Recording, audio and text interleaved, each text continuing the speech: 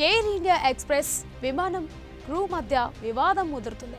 ఇటీవల ముకుమ్మడి సెలవులు పెట్టి సెలవులకు అంతరాయానికి కారణమైన 25 మంది క్రూ సిబ్బందిని సంస్థ తాజాగా తొలగించింది. సంస్థ సర్వీస్ రూల్స్ ఉల్లంఘించిన కారణంగా తక్షణం వారిని తొలగిస్తున్నట్టు పేర్కొంది. సరైన కారణం లేకపోయినా కావాలనే సెలవులు పెట్టారని, ముందస్తు ప్రణాళిక ప్రకారమే ఇదంతా చేశారని ఉద్యోగులకు రాసిన లేఖలో సంస్థ పేర్కొంది. సంస్థ మరిన్ని తొలగింపులు చేపట్టే అవకాశం ఉన్నట్టు కూడా తెలుస్తుంది.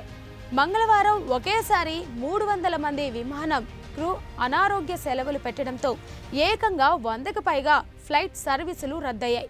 ఫలితంగా మంగళ బుధవారాల్లో ఎయిర్ ఇండియా ఎక్స్ప్రెస్ ప్రయాణికులు తీవ్ర ఇబ్బందులకు గురయ్యారు. దీనిపై ప్రభావం దాదాపు 15,000 మంది ప్రయాణికులపై పడింది. టాటా గ్రూప్కు చెందిన ఎయిర్ ఇండియా ఎక్స్ప్రెస్ పై క్రూ కొంతకాలంగా గుర్రుగా ఉన్నారు. Air India Express AX connect సంస్థతో విలీనం అవుతున్న నేపథ్యంలో కొత్త నిబంధనలపై క్రూ ఆగ్రహం వ్యక్తం చేస్తున్నారు. ఉద్యోగులతో సంస్థ సమభావంతో వ్యవహరించినట్లేదని, ఉన్నత బాధ్యతలకు అర్హత ఉన్న దిగువ స్థాయిలకే కొందరిని పరిమితం చేస్తున్నారని ఆరోపిస్తున్నారు. తమ పారితోషికానికి సంబంధించి నిబంధనల్లో మార్పులను కూడా నిరసిస్తున్నారు. టాటాకు చెందిన విస్తారా ఎయిర్లైన్స్లో పైలట్ల జీతాలపై వివాదం ముగిసిన కొద్ది రోజులకే ఈ వివాదం తలెత్తడం ప్రాధాన్యత సంతరించుకుంది.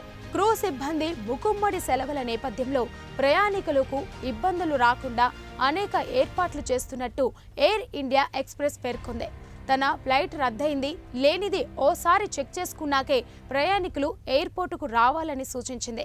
అయితే ఉద్యోగులు ప్రతినిధిగా చెప్పుకుంటున్న ఎయిర్ ఇండియా ఎక్స్ప్రెస్ ఉద్యోగుల యూనియన్ తాజా పరిణామాలపై సంస్థకు లేఖ రాసింది. సంస్థ తన బాధ్యతల నుంచి పక్కకు తప్పుకుంటుందని పేర్కొంటుంది. యాజమాన్యం లోపాలు, ఉద్యోగుల పట్ల సమభావంతో వ్యవహరించకపోవడం వంటి ఆరోపణలు చేసింది.